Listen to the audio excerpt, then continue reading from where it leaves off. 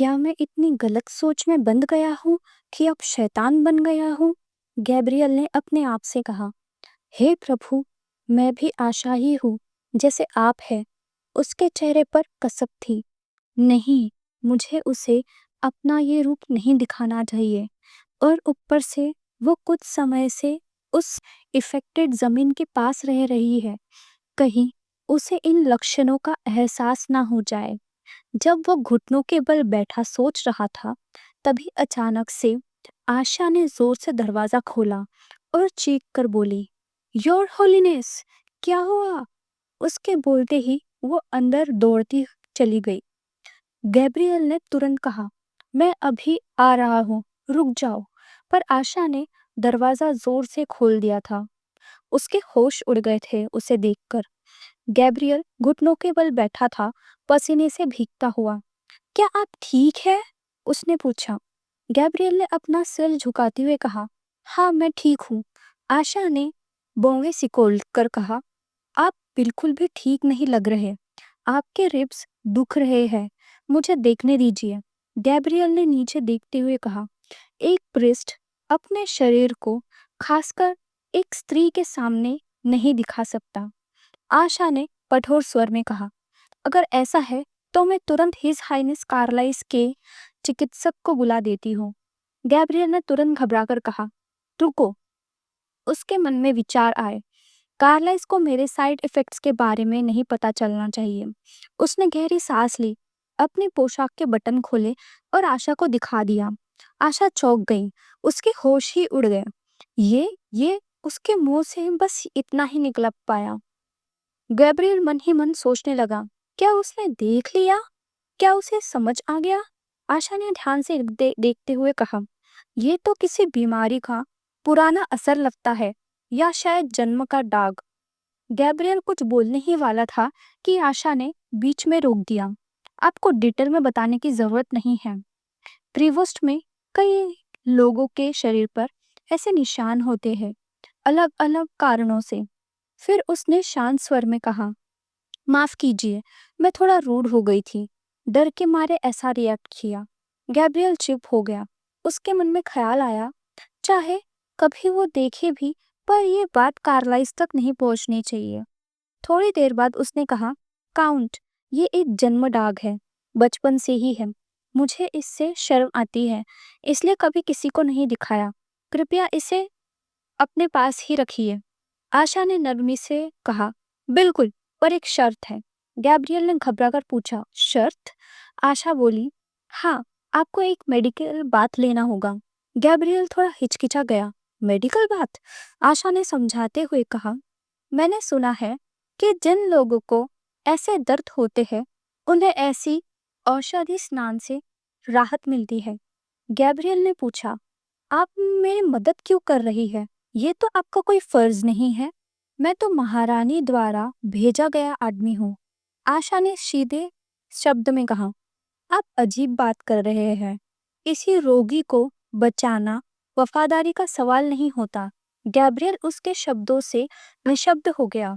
आशा ने धीरे से कहा, मैं सोचती थी कि सिर्फ संत या ज्ञानी लोग ऐसे विचार रखते हैं, पर आप भी अलग हैं। गैब्रियल ने अपना सिर झुकाते हुए कहा, मुझे शर्म आती है कि मैंने आपसे सवाल किया। आशा मुस्कुराई, कोई बात नहीं। तो क्या आप अब मेडिकल बात लेंगे? गैब्रियल ने कहा, जी जरूर। आशा बोली, ठीक है, मैं औषधि और पानी तैयार करती हूँ। आशा के जाने के बाद गैब्रियल फिर सोच में पड़ गया। उसके पास रहकर बुरा नहीं लगेगा। शायद इस बहाने में उसके और कार्लाइस के राज समझ सकूं। फिर वो धीरे से खड़ा हुआ और स्नान के लिए चल पड़ा। उसके मन में एक शब्द गूंज रहा था, अनएक्सपेक्टेडली ये काम कर गया, क्योंकि सच में वो औषधि स्नान असर दिखाने लगा था। उसने सोचा, मुझे कम से कम उसका शुक्रिया तो अदा करना ही चाहिए। जब उसने दरवाजे की तरफ देखा तो हैरान हो गया। दरवाजा खुला था। वो धीरे से पास गया और अंदर से कार्लाइस और आशा की बातें सुनाई दी। कार्लाइस का स्वर कठोर था, क्या वही तुम्हारा पसंद का आदमी है? आशा ने तुरंत कहा, आप ये क्या कह रहे हैं? मैंने तो कभी सुना ही नहीं कि कोई लॉर्ड अपने मेहमान के लिए खुद स्नान का पानी तैयार करे। फिर उसने जोड़कर कहा, आप ये तो नहीं कह रहे कि मैं हाई प्रीस्ट के लिए स्नान का पानी तैयार करने की वजह से कुछ गलत कर रही हूँ। दरवाजे के बाहर खड़ा गैब्रियल सब सुन रहा था। उसने सोचा, क्या वो मेरे और काउंट के बीच शक कर रहा है? ये बेशरम कार्लाइस। कार्लाइस ने थोड़ा तीखेपन से कहा, मुझे कभी नहीं लगा था कि तुम्हें ऐसे सुलझे हुए और नाजुक आदमी पसंद है। आशा ने थोड़ा तंग हुए स्वर में कहा, हे भगवान, आपने सब गलत समझ लिया है। कार्लाइस ने उसकी आंखों में देखते हुए कहा, ये गलतफहमी नहीं, शक है। अगर ये सच में गलतफहमी है तो तुम्हें मुझे ऐसा जवाब देना चाहिए जो सही लगे।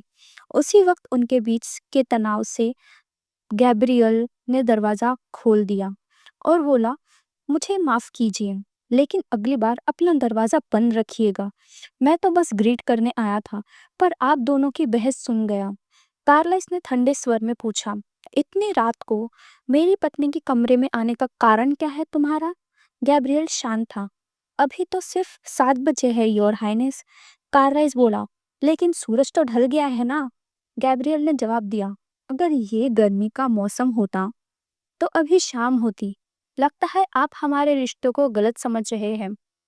काउंट ने मेरे लिए आम स्नान नहीं बल्कि एक औषधि स्नान तैयार किया था क्योंकि मेरी तबीयत खराब थी। कार्लाइस ने कहा, मुझे अफसोस है सुनकर योर हॉलीनेस, पर आप नौकरों से भी ये तैयार करवा सकते थे। गैब्रियल ने तीखेपन से जवाब दिया, मैं दूसरों द्वारा तैयार की गई औषधि पर कैसे विश्वास कर सकता हूँ? कार्लाइस कुछ पल के लिए चुप रहा, फिर मुस्कुराते हुए बोला, आप सही कह रहे हैं। शायद मैं बस थोड़ा जलन महसूस कर रहा था, क्योंकि मैं अपनी पत्नी से बहुत प्यार करता हूँ। आशा तुरंत चौंक गई। प्यार? उसने मन ही मन सोचा, ये तो बस हाई प्रीस्ट को बेवकूफ बनाने का ड्रामा है। कार्लाइस ने उसकी तरफ मुड़कर कहा, तो कृपया मेरी माँ से भी कह दीजिएगा कि हमारे बीच इतने प्रेम भावना है कि वो चिंता ना करें। जल्दी ही हमारे घर में एक बच्चा आने वाला है, ऐसा मुझे लगता है। गैब्रियल ने हल्का सा झुककर कहा, जरूर, जब मैं राजधानी वापस जाऊंगा तो उन्हें ये संदेश जरूर दूंगा, पर मुझे डर है महारानी शायद इन बातों पर विश्वास करे या फिर ना भी करे। रॉयल पैलेस में विवियाना के साथ बात करने के बाद बैट्रिशिया की बेटियां जोसेफाइन और चार्ली ने उसे सब कुछ बता दिया। बैट्रिशिया ने पूछा, तो उसने क्या कहा? चार्ली ने मुस्कुराते हुए जवाब दिया, वो काफी खुश थी माँ। उसने कहा कि आपके भेजे हुए हर्ब्स उसके लिए बहुत असरदार रहे और उसने आपको आपके दया भरे व्यवहार के लिए भी धन्यवाद किया। बैट्रिशिया हंसी, थोड़ा ठंडापन के साथ, तुम सच में सोचती हो कि मैंने उस औरत को प्रेगनेंसी के लिए हर्ब्स भेजे थे? जोसेफाइन ने हैरान होकर पूछा, तो फिर उसने ऐसा क्यों कहा? बैट्रिशिया के चेहरे पर एक खतरनाक मुस्कान थी। क्या तुम्हें ये मजेदार नहीं लगता कि वो औरत सम्राट के बच्चे का नाटक कर रही है, मुझे धन्यवाद दे रही है उन हर्ब्स के लिए जो मैंने भेजे, जबकि उसके गर्भ में किसी और आदमी का बच्चा है? दोनों प्रिंसेस स्टन थीं।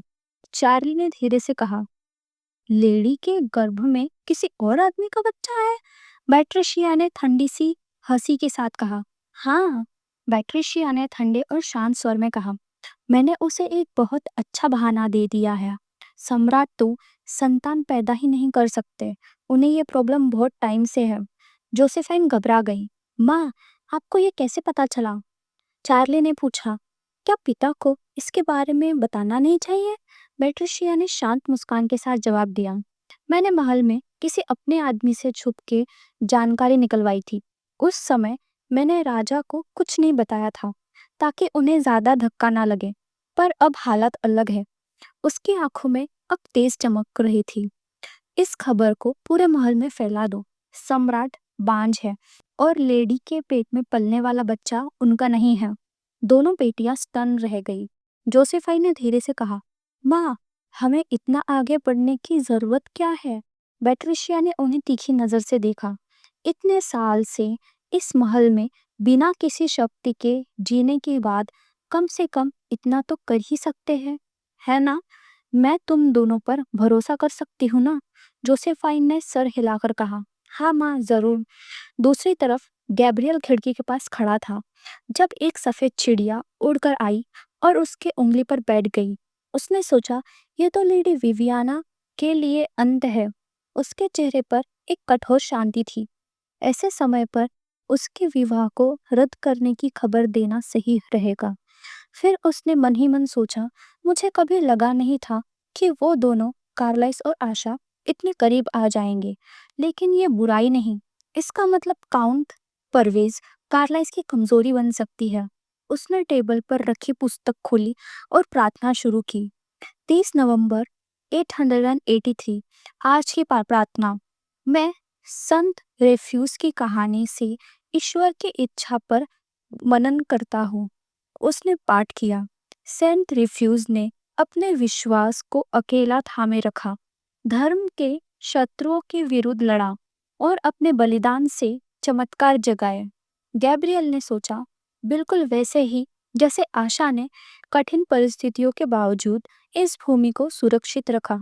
शायद उसके जरिए मैं अपना वो सपना पूरा कर सकूं, एक ऐसा विशुद्ध जगत जैसे मैं चाहता हूँ। उसने अपनी आंखें बंद कर प्रार्थना की। उसके चेहरे पर तनाव और लगन दोनों दिख रहे थे। दूसरी तरफ कार्लाइस के दफ्तर में कार्लाइस और आशा के बीच भारी सन्नाटा था। कार्लाइस ने कहा, हाई प्रीस्ट साल के अंत तक चला जाएगा। तब तक पूरा महल बर्फ से ढक चुका होगा। आशा ने शांत स्वर में कहा, बर्फ तो शुरू भी हो गई है। उन्होंने अपने जाने का जिक्र किया था, पर इस पर ज्यादा सोचने की जरूरत नहीं। कार्लाइस ने सोचा, ये अजीब है कि उसने सिर्फ उसे ही बताया। पहले उसने उसे अपने स्नान के हर्ब्स खरीदने को कहा और अब अपने जाने के समय भी उससे बताया। उसने खुद से पूछा, क्या मुझे शक करना चाहिए? आशा ने देखा तो उसके चेहरे पर कुछ अलग ही सोच थी। कार्लाइस ने धीरे से कहा, I am sorry count Parvez, कल रात के लिए। आशा ने उसकी तरफ देखा, कुछ समझ नहीं पाई। कार्लाइस ने हल्की सी मुस्कान के साथ कहा, मैं खुश हूँ कि वो पृष्ठ उम्मीद से पहले ही जा रहा है। तुम्हें मेरे साथ ये नाटक करना मुश्किल लगा होगा, पति पत्नी बनकर रहना, सबके सामने मुस्कान बनाए रखना, शायद तुम्हें शर्म भी आई होगी। आशा कुछ बोलती उससे पहले कार्लाइस ने अचानक कहा, वैसे तुमने किसी लवर्स की बात की थी? आशा हैरान हो गई। सेकंड फ्लोर की महिलाओं की, उन्हीं की। कार्लाइस का स्वर कठोर हो गया। किसने कहा कि मैं उन्हें अपने प्रेमिका मानता हूँ? आशा घबरा गई।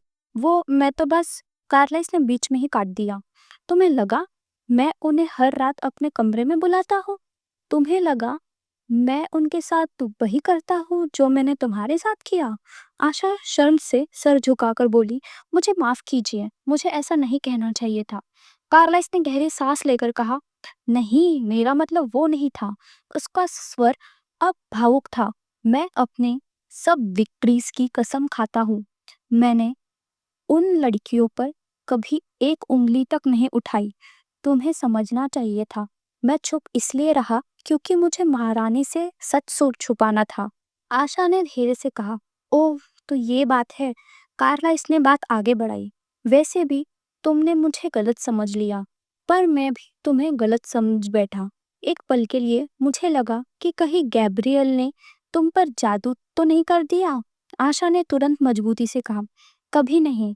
मैं आपके साथ रहकर आपके लिए लड़ूंगी आखिरी पल तक। कार्ला इसने ठंडी सांस भरी।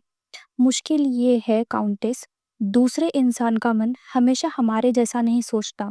फिर धीरे से बोला, जैसा आप चाहे। आशा ने अपनी मुट्ठी कस ली, सोचती हुई, क्या उन्होंने मेरी भावनाओं को महसूस कर लिया? कार्लाइस ने उसकी खामोशी देखी और कहा, लगता है ये बातचीत बेकार हो रही है। मैं बस ये कहना चाह रहा था, मुझे माफ कर दो। आशा हैरान हो गई। क्या? कार्लाइस ने निगाहें झुकाकर कहा, कल जो कुछ हुआ, उस गलतफहमी और तुम पर बिना वजह चिल्लाने के लिए मुझे माफ कर दो। आशा के होठों पर हल्की सी मुस्कान आई। मैं भी आपसे माफी मांगना चाहती हूँ योर हाइनेस, मैंने भी आपको गलत समझा था। जब आशा कमरे से निकली तो उसने सोचा उन्होंने दूसरी महिलाओं के साथ अपना संबंध स्पष्ट किया और मुझसे माफी भी मांगी। शायद मेरा भ्रम हो, पर मुझे लगता है उन्होंने मुझे कुछ खास तरह से देखा। इसी दौरान राजमहल में राजवैद्य ने सम्राट से कहा, सब कुछ साधारण है महाराज, शायद आपका रोग तनाव के कारण है।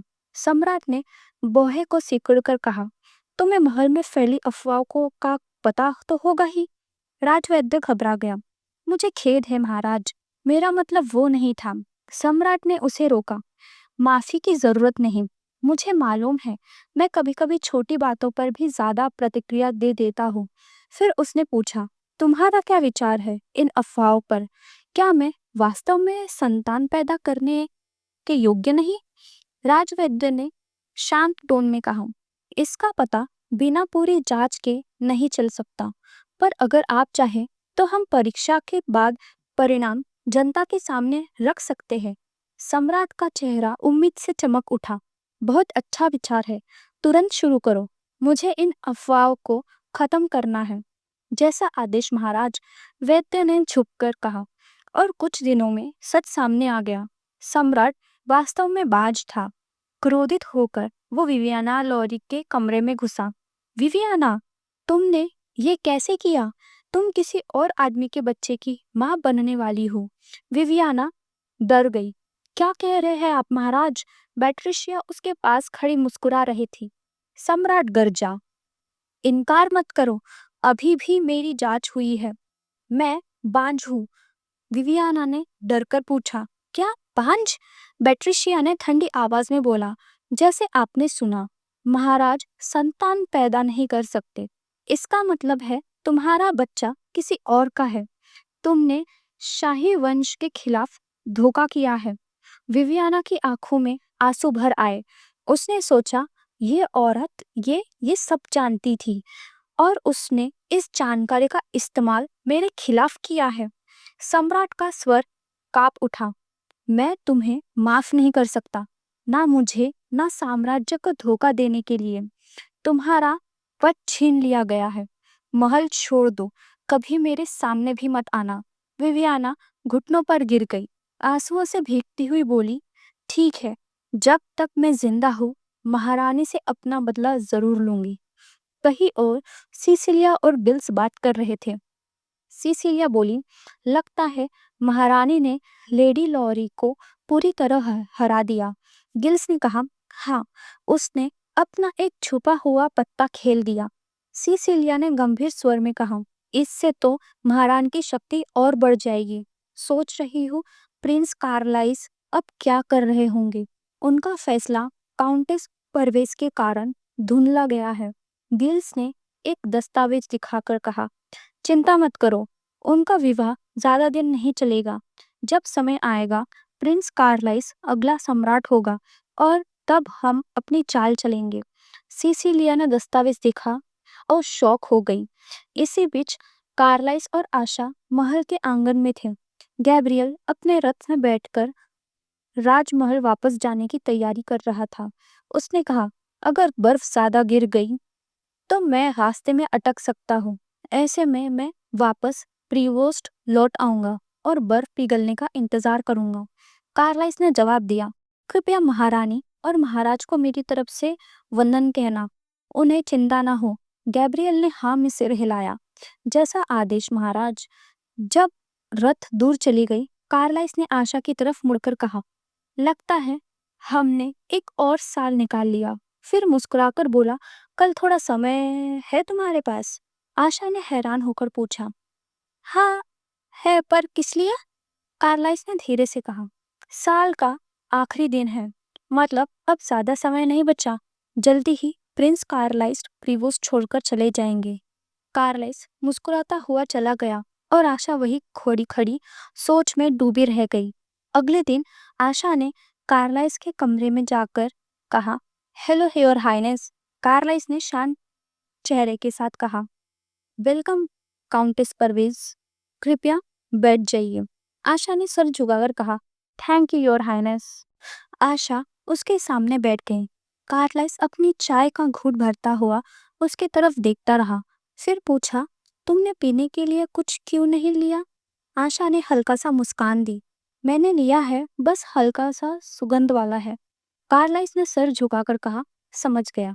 आशा कुछ पल के लिए हिचकिचाई, फिर धीरे से बोली, उससे पहले मैं कुछ देना चाहती हूँ। कार्लाइस के चेहरे पर थोड़ा सा संदिग्ध भाव आया। कौन सी चीज? आशा ने एक छोटा सा बॉक्स उसके हाथ में रखते हुए कहा, साल के अंतिम दिन पर उपहार देने की परंपरा है। मैंने भी कुछ छोटा सा तैयार किया है। खास तो नहीं है, पर मैंने दिल से किया है। कार्लाइस ने बॉक्स खोला और अंदर देखा।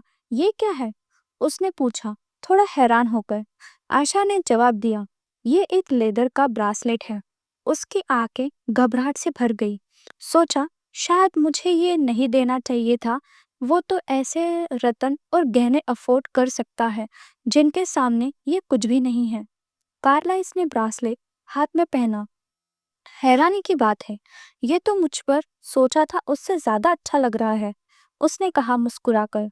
फिर पूछा, पर लेदर ब्रासलेट देने का क्या अर्थ है, काउंटेस?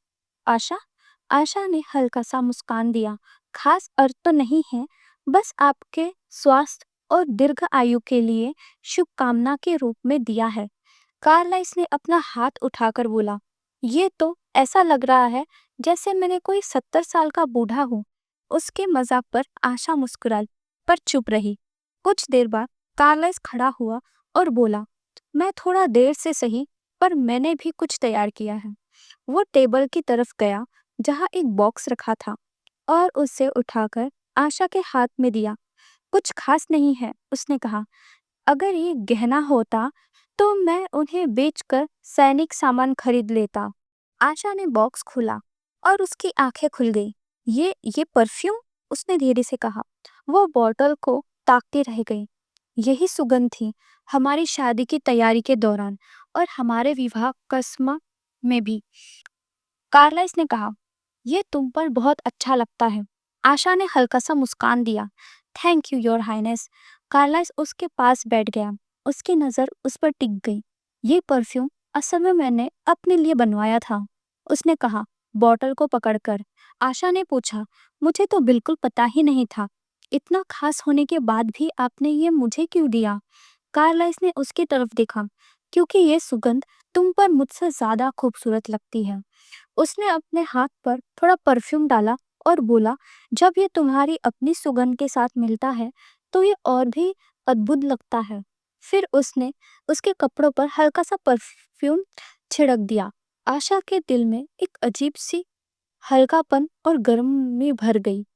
कार्लाइस धीरे से बोला, अजीब है, दक्षिण का ये हरे पत्ते जैसा सुगंध तुम जैसी उत्तर की लड़की पर इतना सुंदर कैसे लग सकता है? आशा शर्म से अपना चेहरा थोड़ा मोड़ गई। कार्लाइस ने पीछे हटकर कहा, कस्टम मेड परफ्यूम का सबसे खास पहलू होता है, ग्राहक उसका नाम खुद रख सकता है। फिर मुस्कुराते हुए पूछा, अंदाजा लगा मैंने इसका नाम क्या रखा है? आशा ने हल्की सी मुस्कान के साथ कहा, "उम्म, मुझे नहीं पता।" कार्लाइस ने धीरे से कहा, इसका नाम है आशा। उसने बॉटल उसके हाथ में देते हुए कहा, मैंने ये इस अर्थ से बनवाया था कि जब भी तुम इस परफ्यूम का प्रयोग करो तुम्हें मेरी याद आए। आशा ने धीरे से कहा, हाँ, पर अंदर ही अंदर सोचा, शायद ये परफ्यूम मेरे लिए जहर बन जाए। जब ये समझौता समाप्त होगा तब भी मैं उन्हें कभी नहीं भूल पाऊंगी। फिर भी उसका हृदय प्यार और आभार से भर गया। उस समय प्रीवोस्ट पर ठंड का मौसम छाया हुआ था, जबकि दक्षिणी साम्राज्य के पास वाले राज्य में अभी भी सुनहरे पत्तों से सजा शरद का मौसम था। एक शांत कक्ष में क्वीन ऑफ पैलेसेस अपने सहयोगियों के साथ बैठी थी। टेबल के पास एक युवा मंत्री बोला, इस साल के पत्तों का रंग वास्तव में अद्भुत है। महारानी मुस्कुराई और बोली, धन्यवाद, आप इतने दूर अपने व्यस्तता के बावजूद यहाँ आए। फिर अपने पास बैठे एक महिला की तरफ मुड़कर बोली, मुझे एक अधिक औपचारिक समारोह रखना चाहिए था, पर मुझे डर था कि कहीं कायरो साम्राज्य का ध्यान ना खींच जाए। कायरो यानी ये कार्लाइस का जो राज्य है वो। महिला ने प्यार से कहा, ऐसा कोई औपचारिकता की जरूरत नहीं, मुझे ये दृश्य देखकर ही सुख मिल रहा है। महारानी के चेहरे पर शांति छा गई। तब एक मंत्री ने पूछा, क्या आपका देश एल्विना राज्य अभी भी युद्ध की तैयारी में व्यस्त है? महारानी ने ठंडी सांस भरी। हाँ, युद्ध की तैयारी के कारण हमने 12 सुनहरी मुकुट, एक एक नीलम और मानिक और 100 युद्ध के घोड़े दिए हैं, एक मंत्री ने कहा। ऊपर से अगले 20 साल तक कायरो साम्राज्य से होने वाले सभी आयात पर कोई शुल्क नहीं लगेगा। 20 साल तक ड्यूटी फ्री व्यापार। क्वीन ने गहरी सांस ली। उसके चेहरे पर तनाव साफ दिख रहा था। ये तो एल्विन के उद्योगों को बिल्कुल कुचल देगा, उसने कहा। मंत्री ने हाँ में सिर हिलाकर बोला, वैसे भी कायरो साम्राज्य के माल बिना टैक्स के ही सस्ते हैं, तो लोग महंगा स्थानीय सामान क्यों खरीदेंगे? एक और महिला ने कहा, इंपोर्ट टैक्स खत्म होने से राज्य की आय भी सूख जाएगी। क्वीन का चेहरा और कठोर हो गया।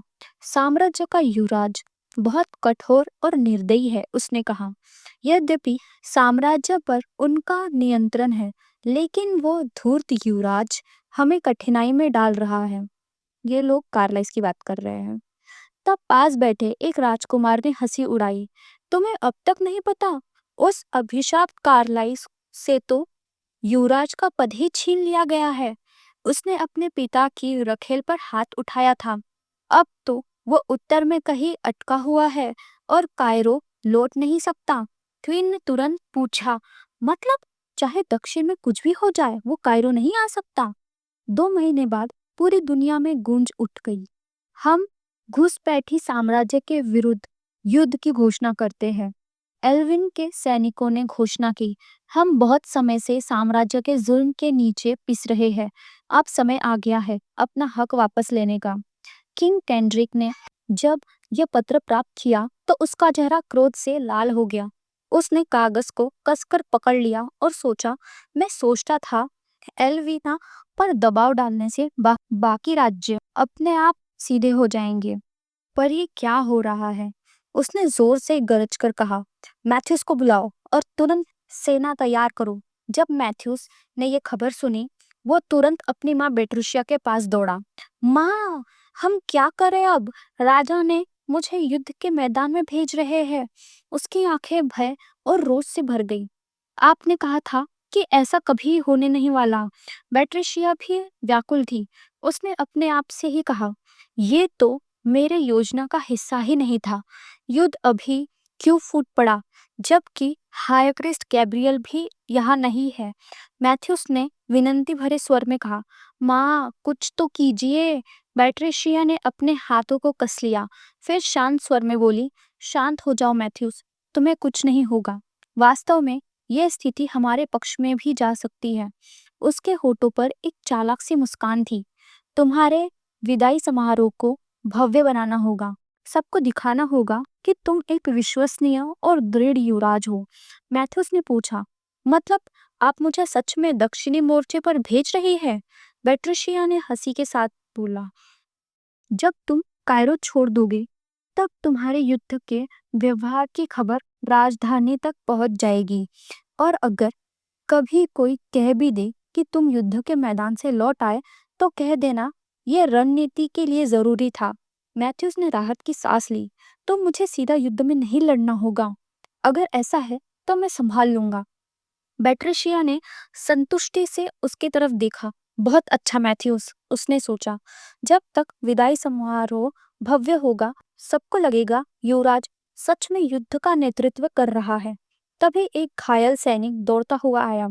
राजकुमार मैथ्यूस, एफिटोस आउटपोस्ट गिर गई है, उसने सांस संभालते हुए कहा। अब तुरंत फैसला लेना होगा। अगला आउटपोस्ट डेफ एंड ऑन होगा या फिर राइन? मैथ्यूस के होश उड़ गए। उसने कहा, आउटपोस्ट गिर गई? सैनिक ने हाँ में सिर हिलाकर कहा, हाँ योर हाइनेस, अब आप बताइए, अगला फैसला आपका ही होगा। मैथ्यूस ने घबराकर देखा। उसके चेहरे पर स्पष्ट था, यह तो अब असली युद्ध की शुरुआत है। मैथ्यूस ने गुस्से में जोर से चिल्लाया, तुम लोग इतना छोटा फैसला भी खुद नहीं ले सकते? ये विश्वास नहीं होता कि तुम नाइट्स के कमांडर हो। उसके मन में क्रोध उभल गया।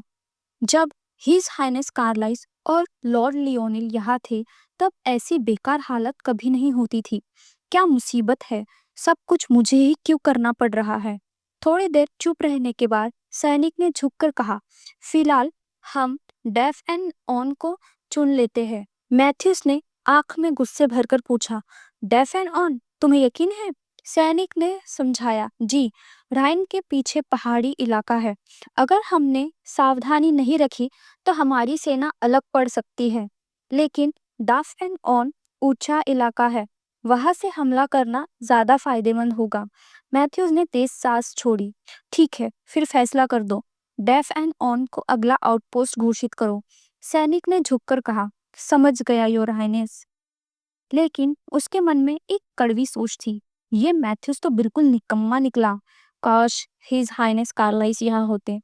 उत्तर में अपने कैंप में बैठा कार्लाइस ने जब पत्र पढ़ा तो उसके चेहरे पर अंधेरा पड़ गया। उसने धीरे से बोला, इफिटोस, डेफ है और ऑन सिर्फ 5 दिन में गिर गए और वो बेवकूफ मैथ्यूज युद्ध भूमि से भाग गया। उसने कागज को मुट्ठी में कस लिया, दांतों को भींचते हुए बोला, फिर भी पिता को जैसे कोई चिंता ही नहीं। जो आदमी मुझे उत्तर में निकाल कर भेज चुका है, अब वही मुझे दक्षिण में लड़ने का आदेश दे रहा है। उसने पत्र को मसलकर संदेशवाहक के हाथ में दिया। जाकर कह दो, मैं अपने पिता के आदेश को विनम्रता से ठुकराता हूँ। मैं फिलहाल प्रीवोस्ट की सुरक्षा में व्यस्त हूँ। संदेशवाहक घबरा गया। लेकिन योर हाइनेस, अगर ऐसे ही चलता रहा तो उनकी सेना राजधानी तक पहुंच सकती है। कार्लिश शांत स्वर में कुर्सी पर झुका। यदि हम राजधानी के सुरक्षा दल के साथ सेना जोड़ दें तो कोई भी शत्रु कैपिटल में घुस नहीं सकता। सही कहा ना?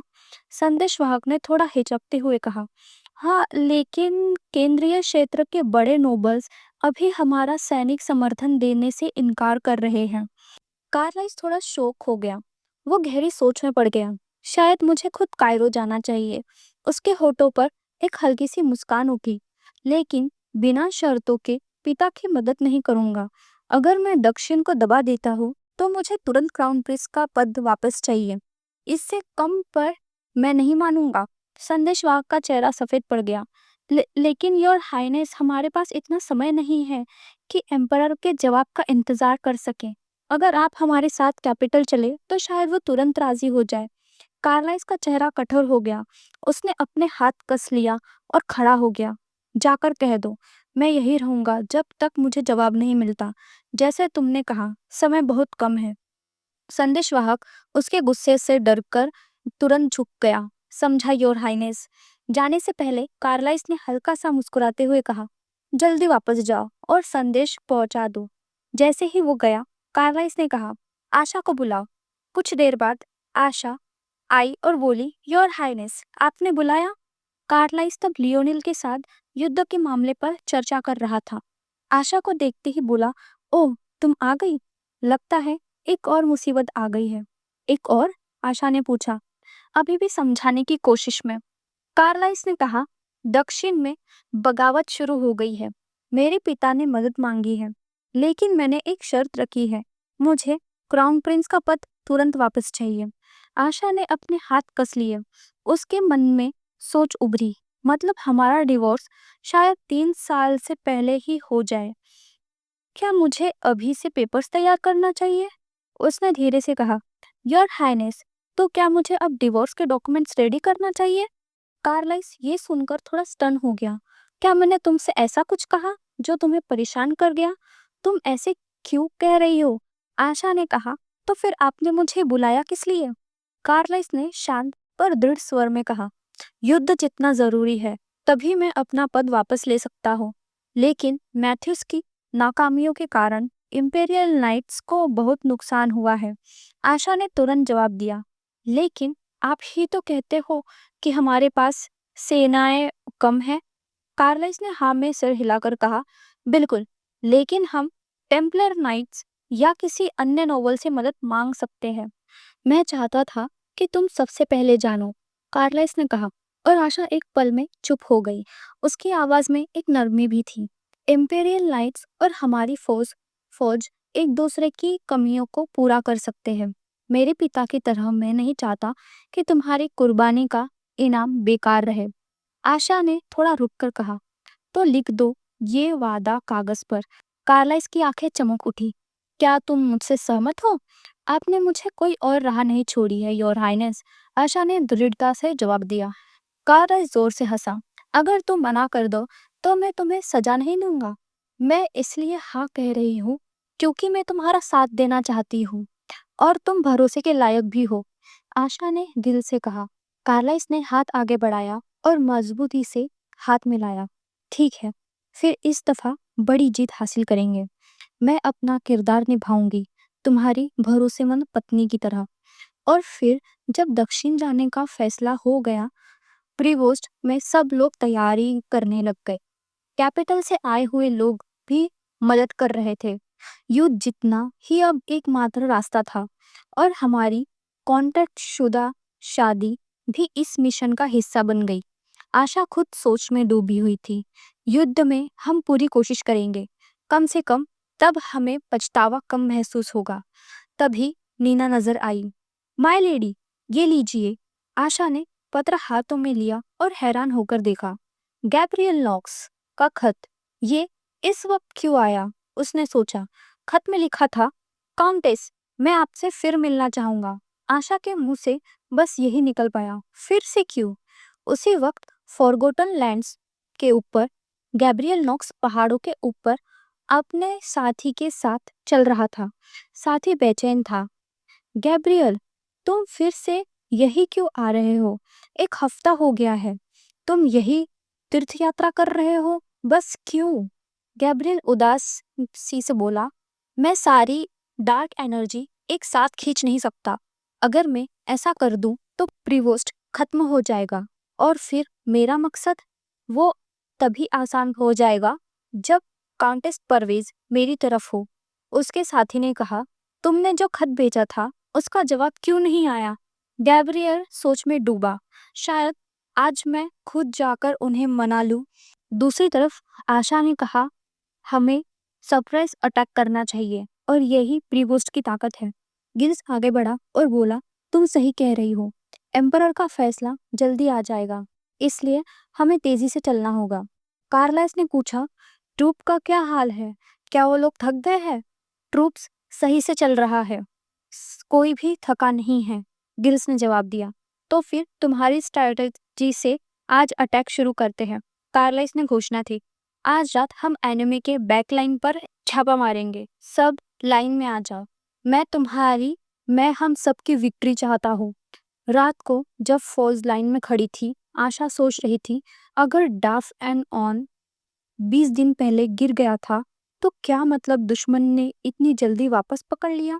एक नाइट बोला, हमारी कैवलरी आगे चलेंगे और प्रीवोस्ट की यूनिट नजदीक ही रहेगी। उन्हें दोबारा फेस करने का मौका ना दो। आशा ने कार्लाइस की तरफ देखा और पूछा, क्या तुम डर रहे हो? डर से क्या होता है? कार्लाइस ने जवाब पूछा, डर इन लोगों से होना कि सब तुम्हारे पीछे चल पड़े, आशा ने स्पष्ट किया। कार्लाइस ने बीच में कहा, मैं डरूं? हाँ, चाहे कोई भी फैसला हो, कुछ लोग मरेंगे, इसलिए डरना भी आवश्यक है। पर इसी वजह से एक बहादुर, थोड़ा अहंकारी नेता बनना पड़ता है। कार्लाइस ने गहरी सांस लेकर कहा, मैं इन सब मौत का सम्मान करूंगा और उनका जिम्मेदारी भी लूंगा। आशा और गिल्स दोनों उसकी बात सुनकर सुन्न हो गए।